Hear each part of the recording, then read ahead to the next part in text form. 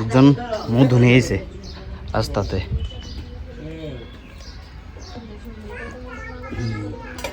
ভালো বাবু দীক্ষা মধুর লইছে।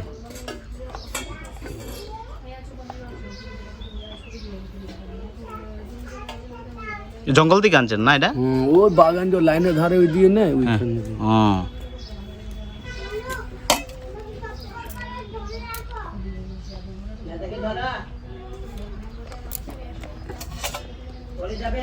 এটা চেক করছি টাকার মধ্যে দিয়া,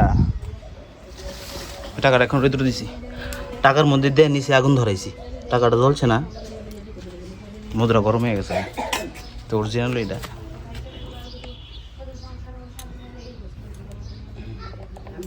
তিনটে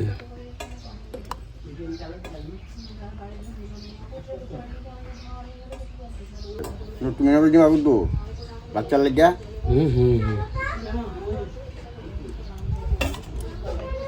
পাতা দিয়ে ওই যে কাঁচের বয়াম আছে তোমার, বয়ামে রেখে রোদের মধ্যে দেবেন। 1 বছর 2 বছর যাবে, আবার আমার জীবন যদি বাঁচলে আগে বছর আসবে, তাহলে আমার কইব তুমি কি মধু দিয়েছো। আচ্ছা তুমি যদি মধু পাও?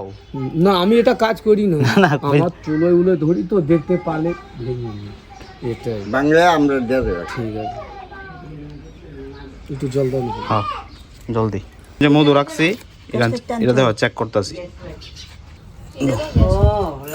ওই ধরো, এটা তো মধু বেশি দিও না, মধু দিয়া নিচে লাইটটা দিয়ে আগুন দেবো। যদি ধরো টাকাটা জ্বলে গেছে গা, তাহলে মধুর অরিজিনাল না।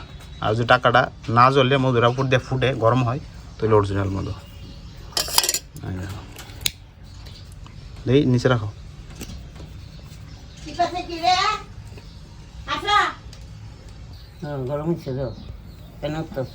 এই দেখো মধুরা গরম হয়ে গেছে গা, শুনে ফুটতেছে মধুরা। এই দেখো মধুরা ফুটে গেছে গা, ঘুরে ঘুরে গেছে গা, কিন্তু টাকাটা জ্বলছে না। জ্বলছে না টাকা, দেখছো নি? এই দেখো টাকা জ্বলছে না, একদম জ্বলছে না, কিন্তু ভাইরাস মধুটা গরম হয়ে গেছে। হ্যাঁ সরাই দো, টাকাটা সরাই দো, দেখো জ্বলে যাবো, মধুটা সরাই দো।